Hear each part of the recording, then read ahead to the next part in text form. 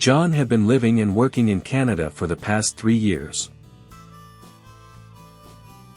He had been diligently filing his taxes, but this year he was feeling a bit overwhelmed.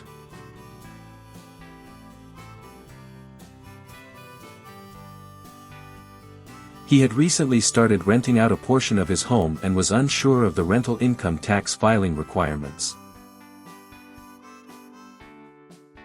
John knew he had to file taxes for his rental income, but he wasn't sure exactly what he needed to do.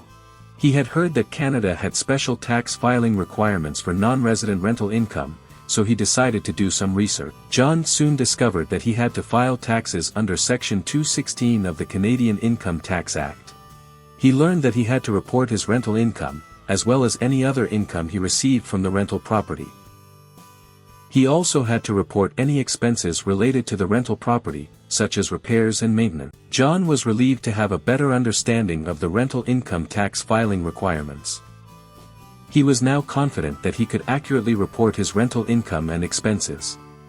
He was also grateful to have the peace of mind that comes with knowing he was in compliance with the Canadian tax laws. Visit our website or call us for any questions.